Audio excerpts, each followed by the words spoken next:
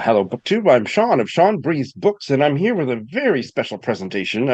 One of the most exciting things you're going to see on my channel all year long, I think. And that is a discussion together with my partner in crime here, Lindy of Lindy's Magpie Reads, who's joining us from Victoria, British Columbia. And we have both read Douglas Bruton's third most recent published work of fiction, Blue Postcards. And we're here to talk. We're very, very lucky to be here to talk with the author, Douglas Bruton, joining us from Scotland. Hello, Douglas. Hello. Thank you for having me on your show.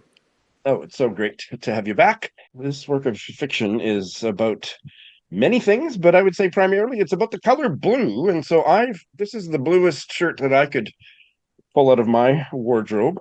And Lindy, tell us about your blueness. Well, I took inspiration from one of the characters in this book, Michelle, who has a white dress with little blue flowers. So that's what I'm going with. And then underneath, don't you have a blue something? I have a blue dress underneath. Yeah, and there's flowers on it as well. And then you're sitting in front of something rather blue as well. Well, that's just happenstance. This painting is there all the time, and this is where I set up for online meetings. My partner, Laurie McFadden, is an artist, and that's one of her works. Well, two of her works you can see behind us. Wow. Fabulous.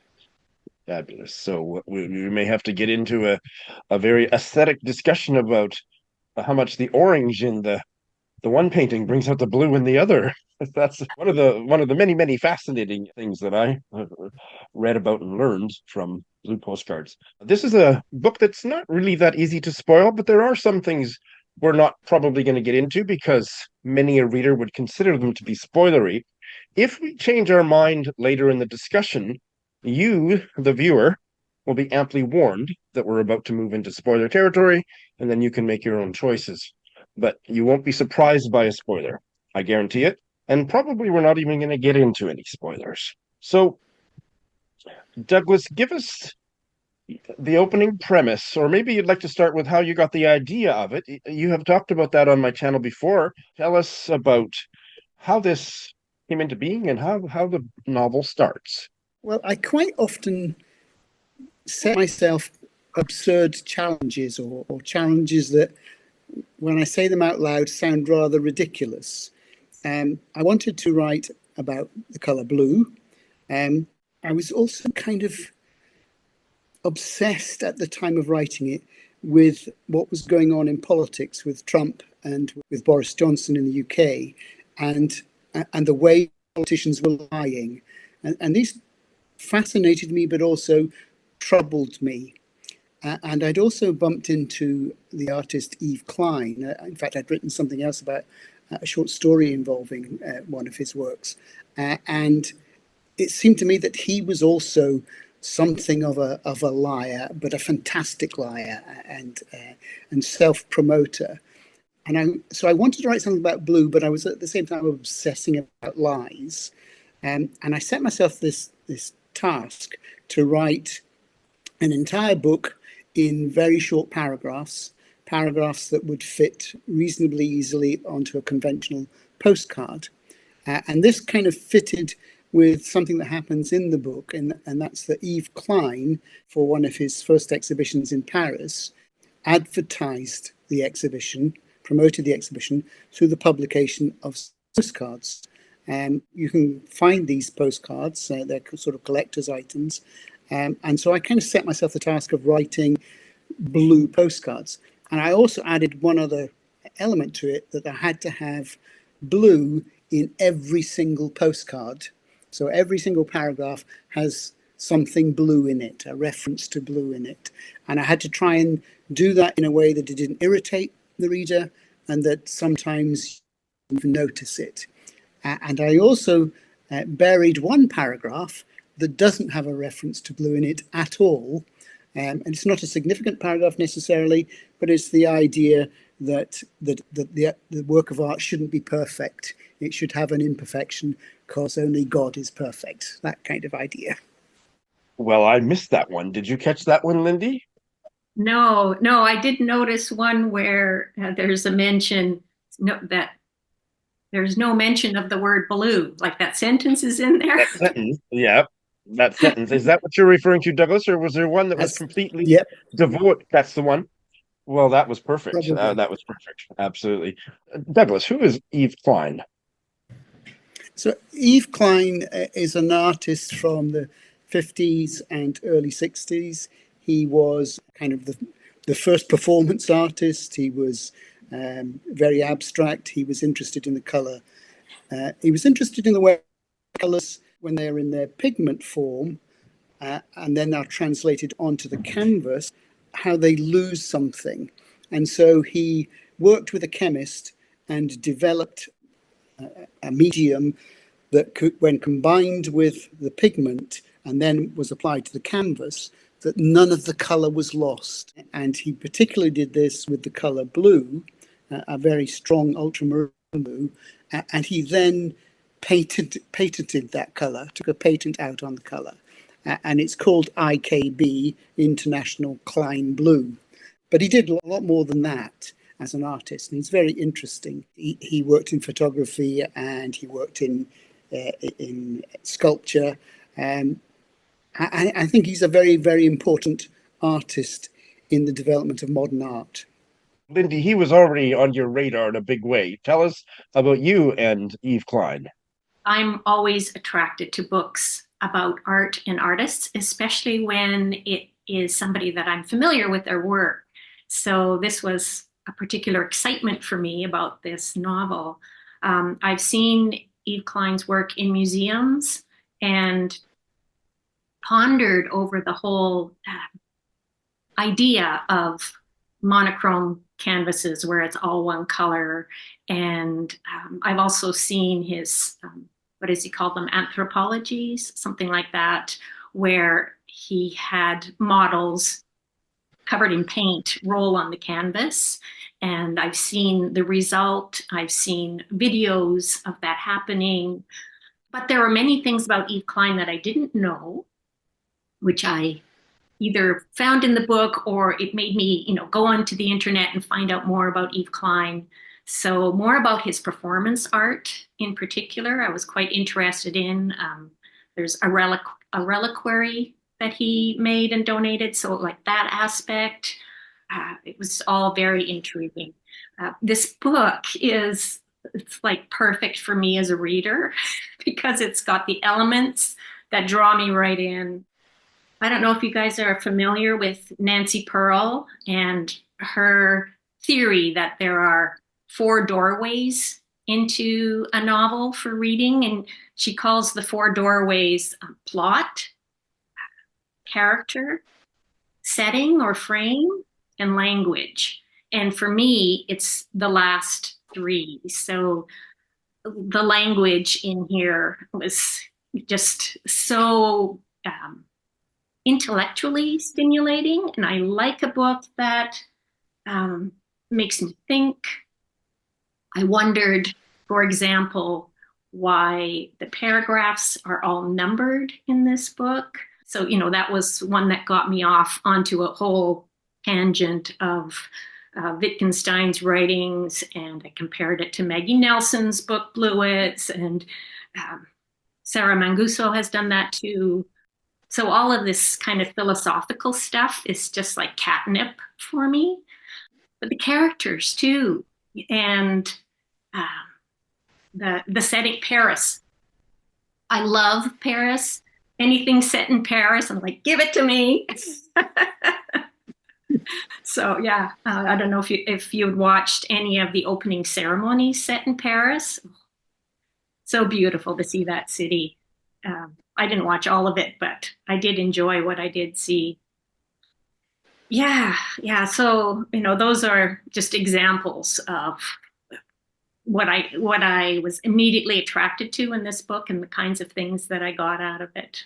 Yeah. So the numbering of the paragraphs was in a way to kind of tell the reader that this whole thing was a construct. The whole book is a constructed fiction, which is a kind of a lie. So I had to try and kind of find a way to to make sure the reader got that it was a writer playing within this structure. There's a book by a man called Joe Brainard called I Remember.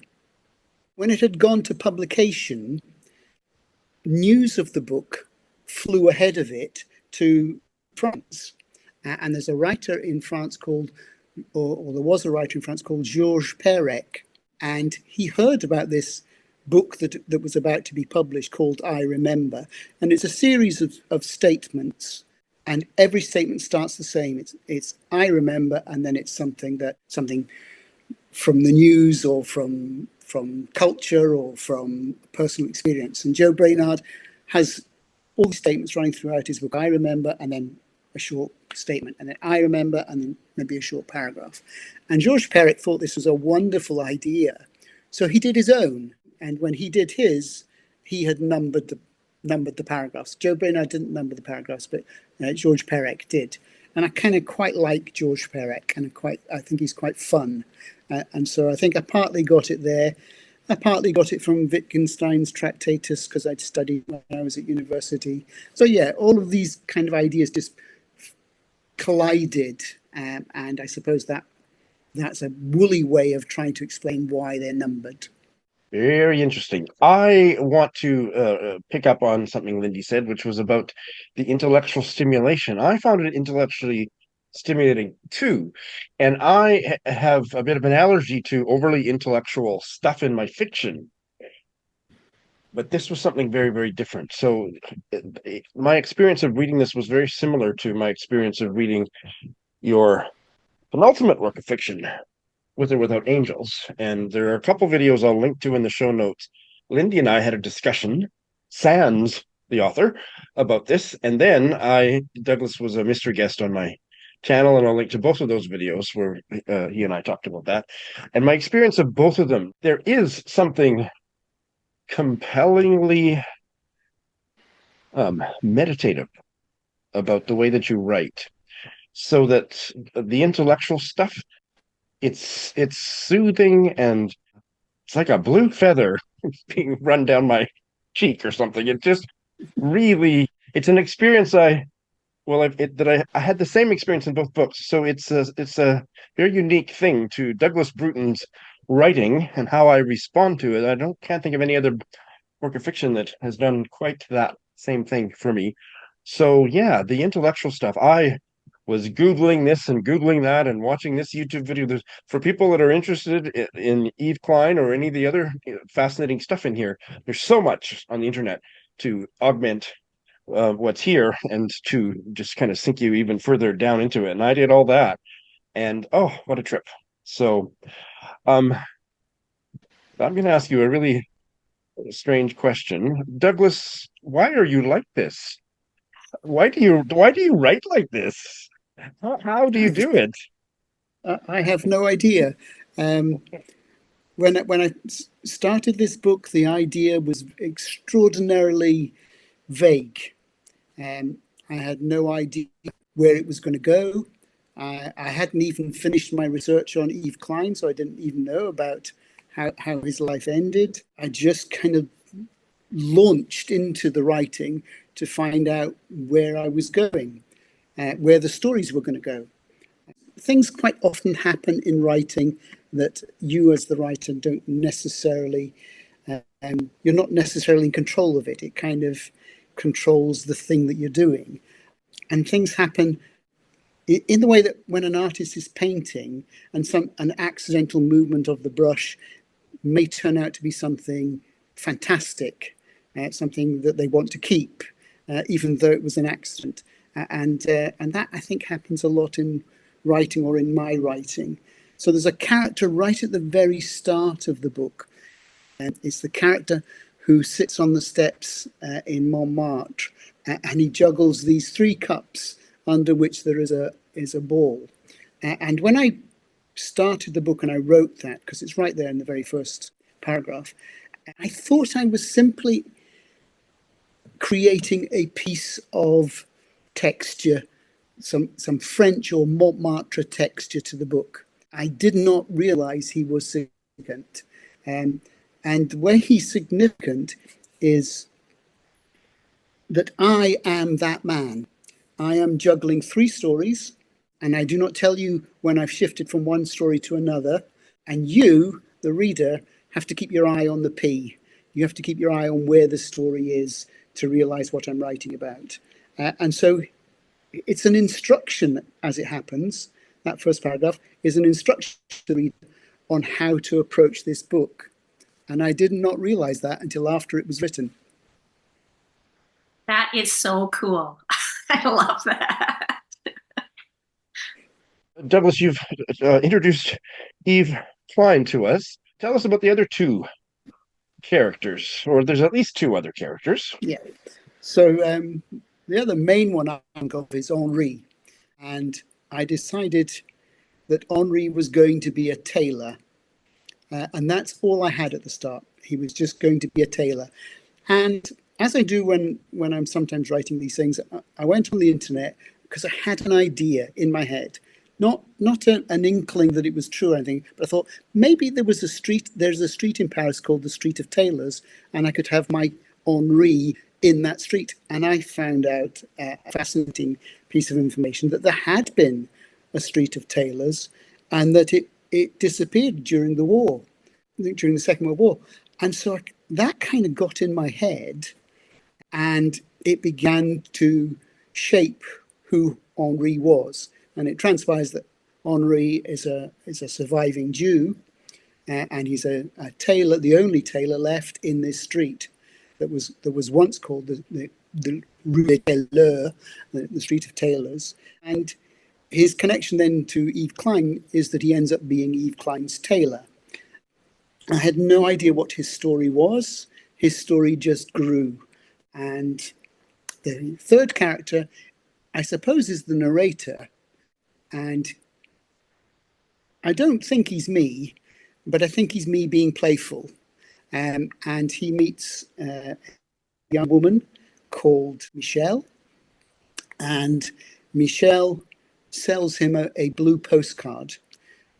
She actually has on her stall at the bottom of the Eiffel Tower a stall selling CDs and books and postcards. She actually has, without her knowing that she has it, a postcard that was once Yves Klein's, and it was the postcard used, one of the postcards used to promote his exhibition. And the narrator buys this, and it sets off a whole chain of reflections that this narrator has. The narrator, he's an elderly person, definitely. You get to find out when his birthday was, and so you know how old he is. And this woman who sells him the postcard is very young, and he begins to kind of her fondly, shall we say, and begin to imagine what it might be like to be young again and to be loved by someone like Michelle.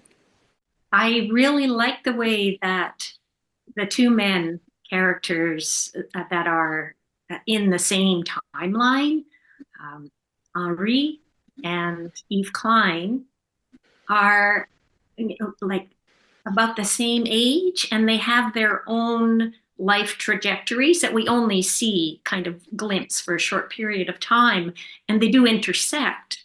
But I love that way that it made me think about how our life circumstances, even if we're the same age in the same place, our lives can just go on in such different directions. I thought that was really well done. The narrator too, because I was born in 1960. So we learn early on, the first person narrator is born in 1957. So very close to my own age. And, and so that immediately helped me get into the narrator's voice and point of view. Yeah. And I also really liked that the narrator, who's clearly an authorial voice, because at times addressing the reader directly, how am I going to create this story? That kind of tickles my fancy of, like how are narratives created.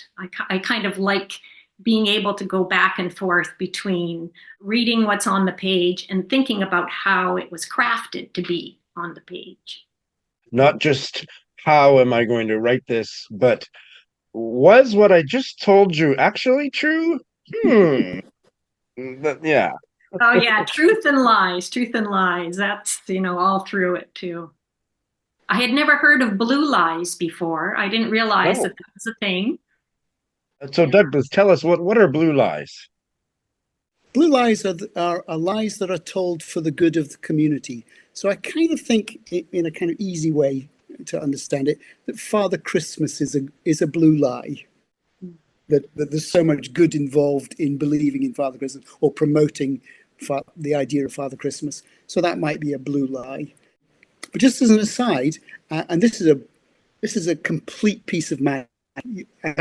I don't even know if you're going to believe this, but the postcard that the narrator buys has a stamp on it, and the stamp is franked by the French Postal Service, and the date on the stamp is 14th of May 1957. That's how you know the narrator's age, because he tells you that that's his actual birthday.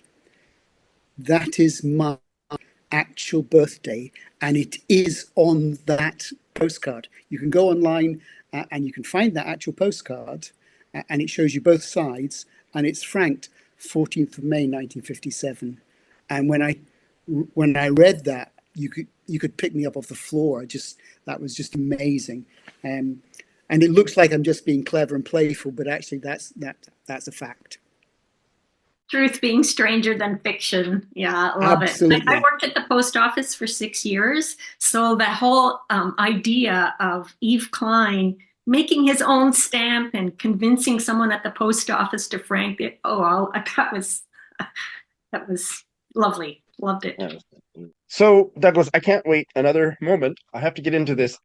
I got a lot of homoerotic vibes off of Henri and his measuring of is it the inseam? Am I using the right word? The inside Yeah. of the men's legs who came into his shop.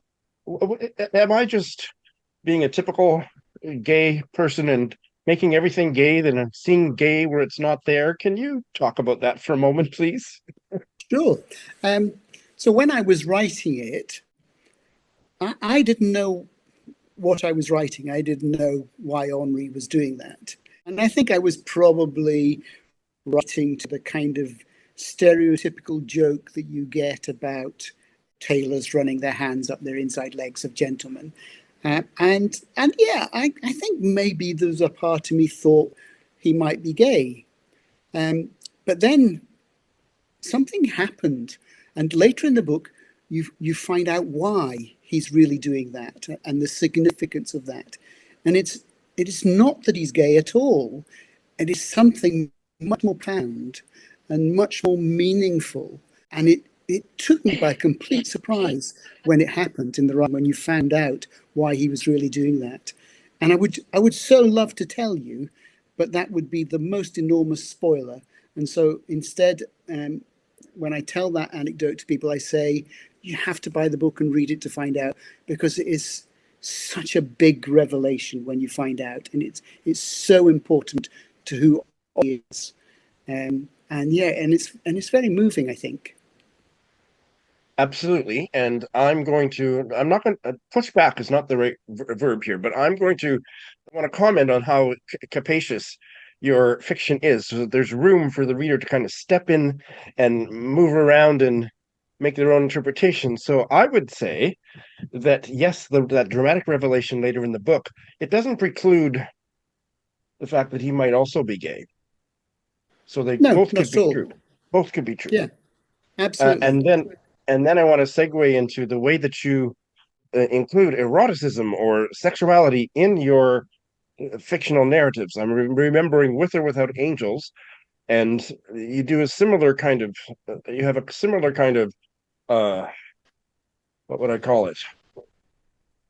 Uh, Soothing sorcery about the way that you bring sexuality into the story.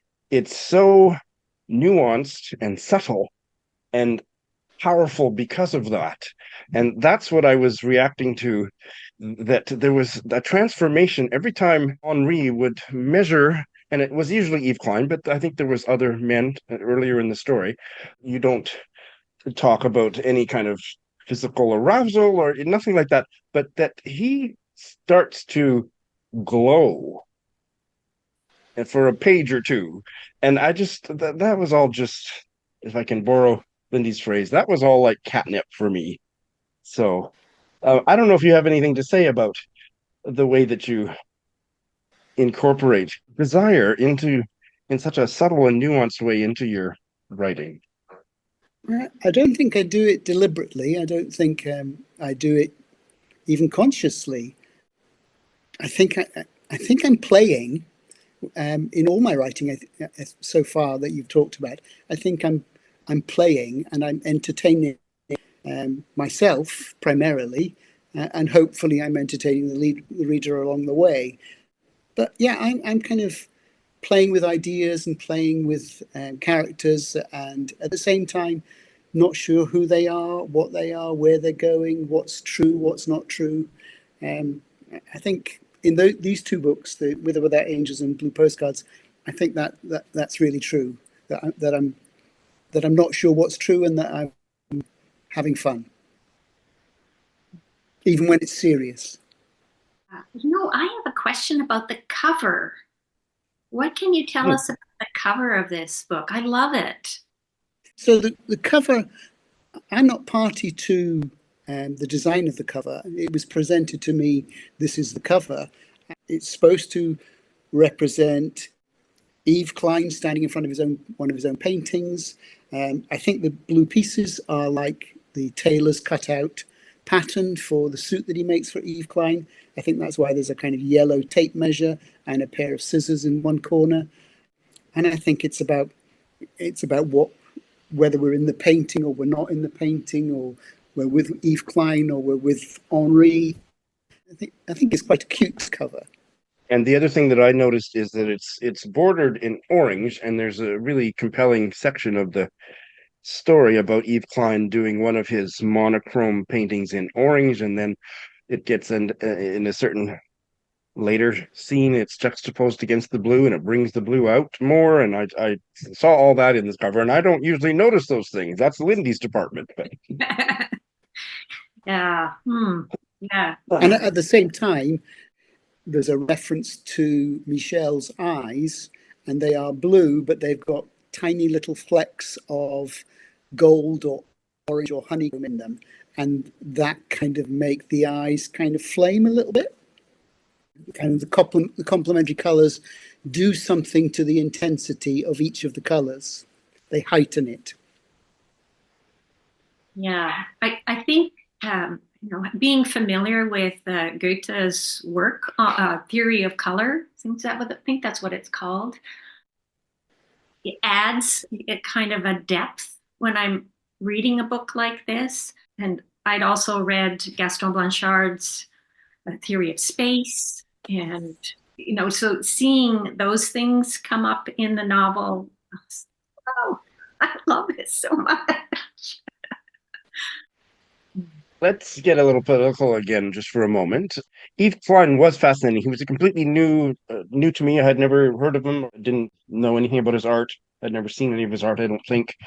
And boy, what a fascinating man and artist he was. And so I'm thinking about your comments about how part of the origin of this novel was the political climate in which you were writing it, which was Brexit and Trump. And by the end of the book, I thought, there was something kind of Trumpian about Yves Klein. Am I off base? I think that's why I was drawn to write about him, or why he came into my writing at that time. I had written something previously, a short story, which actually looked at the photograph that is mentioned in the book about him leaping off a building in a Paris suburb street. And I thought that was so incredibly funny. He leapt off this building, a two-story building, and he has his arms spread wide. He's dressed in his suit and tie, and it looks like he's flying, except you can see the distance from where he is to the ground. He's going to hurt himself very seriously if he lands on this Paris street. And he promoted this as an actual truth. He printed his own newspaper, and he went around Paris to all these newspaper kiosks and surreptitiously slipped piles of his magazine or his newspaper onto. It was a free newspaper, but he slipped it onto these kiosks, and so it was distributed around Paris. And he was saying he had defied gravity and flown. There wasn't any tongue-in-cheek about this. This was, and then you find out that it's a composite photograph, and that in the real photograph, the photograph where he's flying through the air, below there are 10 or 12 strong men holding a canvas parachute for him to land in. And I just thought that was very funny and very audacious and very typical of the kind of lie that Yves Klein would tell. And I think you're allowed to do those kinds of lies in fiction and in art. I don't think they are seriously damaging lies. Whereas one of the things that I talk about in the book is about the Holocaust, and about how you can't lie about that. And that's a kind of dig at Holocaust deniers, people who say it didn't happen and it's just been exaggerated. So yeah, it's about it's also about what lies are permissible, what lies and truth should be revered and held up and kept safe. Absolutely. And then there was another aspect. I'm wondering if I would feel comfortable using the word colonize, but he seemed to think that he owned a lot of things that nobody can own, like owning a color and this, and he kind of got his back up about other artists doing stuff that he thought he had was in his purview, and nobody else had a right to touch it or paint with that color or something. That was another fascinating aspect of his character.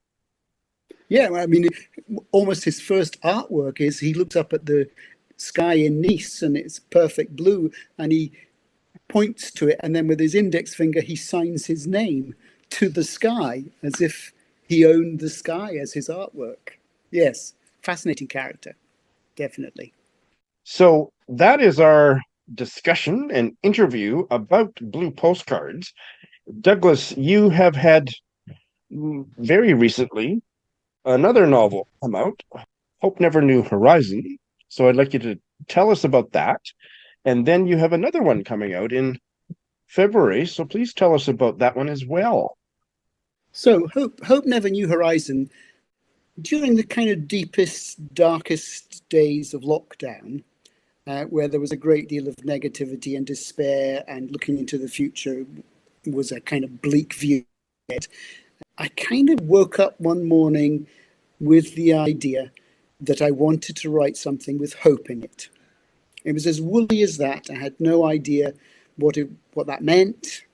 I just knew I wanted to write something that had some positivity and some hope in it. And then over the next few weeks, kind of stories came at me.